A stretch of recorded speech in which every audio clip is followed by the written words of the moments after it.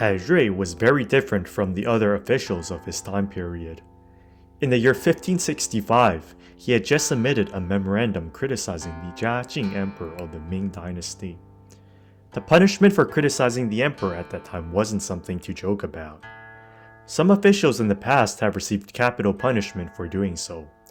For criticizing the emperor, Hai Rui must have prepared for his impending punishment and thought his future was sealed in stone. Although his life might end prematurely, he might go down in history as a martyr and an upright official. Unbeknownst to him, fate actually had other plans for him, and he was able to haunt and outlive the emperor he criticized and escape the punishment. What happened? Chinese history is full of tales of officials criticizing rulers. While some emperors, like Emperor Taizong of the Tang Dynasty, were able to stomach criticism to improve their realms, others were not so lenient. When the Huang emperor of the Ming Dynasty asked for straightforward criticism in 1376, the official Ye Bozhi complied and gave what the emperor requested, a straightforward criticism. For doing so, instead of being rewarded, Ye was sent to prison where he eventually perished. You're probably asking the same question as me right now. I have no idea what the emperor was actually looking for when he said that. Hai Rui came from an interesting background.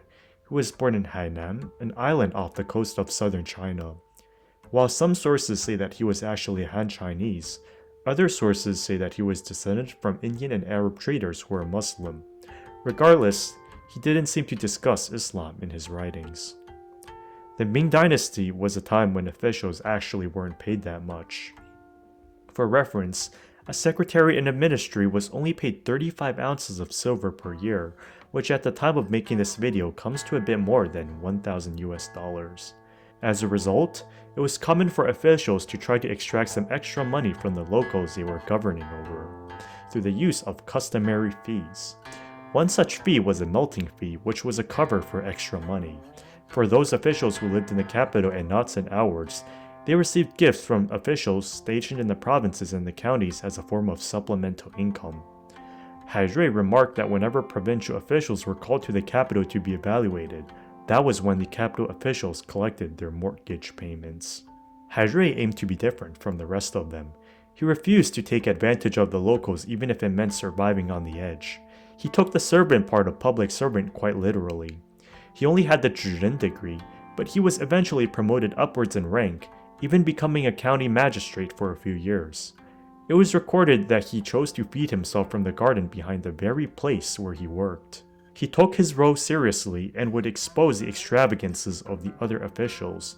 During this time period, the inhabitants of a county were financially responsible for any officials that were visiting the territory. This can prove quite burdensome in some cases, particularly when some government officials abused this. After an official tried to abuse this in Hai Rui's county, Hai Rui wrote back a letter and started exposing the extravagant treatment that the official received in the past, including a urinal made of silver. From here on out, it was said the official took extra effort to avoid Hai Rui's county. Soon afterwards, Hai Rui was promoted to a secretary on duty with the Ministry of Revenue. In 1565, he decided to submit a memorandum criticizing the Jia emperor, roasting him and calling him a failure of a father, husband, and ruler, and saying the people viewed him as unworthy. When the emperor received the memorandum, it troubled him severely and sought for his immediate arrest.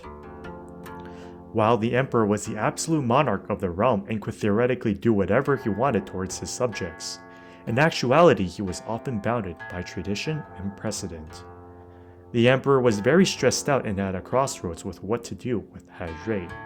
When he asked one of his eunuchs for more information regarding him, the eunuch responded that Hai Rui was a strange guy and already prepared for his fate by saying goodbye to his family and buying a coffin.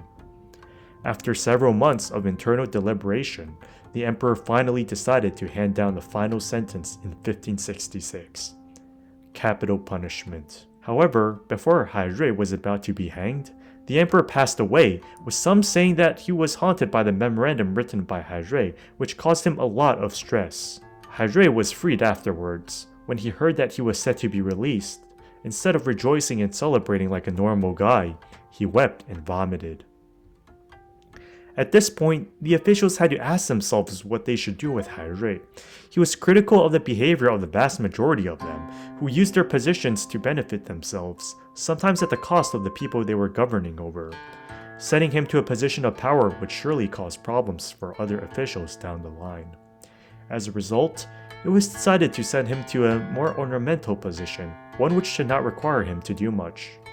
As expected, Hai Rui was not happy and wanted to do more. He sent another memorial, outwardly stating his lack of talent, with the hidden intention of gaining a position where he actually could do something of impact, for the good of the empire. His request was granted, and he was soon made the governor of southern Zhili, the richest region of the Ming Empire. When officials serving in southern Zhili heard of the announcement, they immediately became cautious. A few resigned their posts. One eunuch reduced the number of his sedan bearers from 8 down to 4. Hai Rui eventually banned the manufacture of several luxury items in the region, and even called on documents to not leave plenty of empty space. His governance in the region did not last long. Other officials were naturally scared of him, and it wasn't long before a few of them started making grand claims to ruin his reputation. He left office in 1870, but not before submitting a memorial where he labeled the capital officials as a bunch of women. He proceeded to stay in retirement in Hainan for more than a decade before he received another post.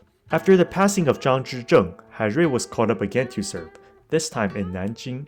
He served as the assistant head of the censorate there and eventually was promoted to censor-in-chief. During his time in Nanjing, he called for the emperor to bring back one of the harshest punishments for serious cases of corruption: peeling the skin off of those convicted and made into balloons that were publicly exhibited and were stuffed with grass. Believe me, Imperial China took its punishments quite seriously.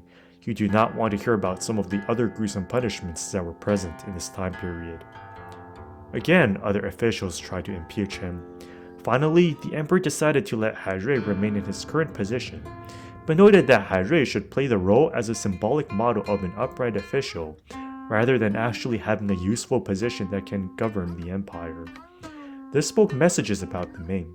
While the public was praiseful towards Hai Rui in his integrity in office, other officials were scared of him, and he ultimately was not able to do much to effect any significant change for the good of the empire.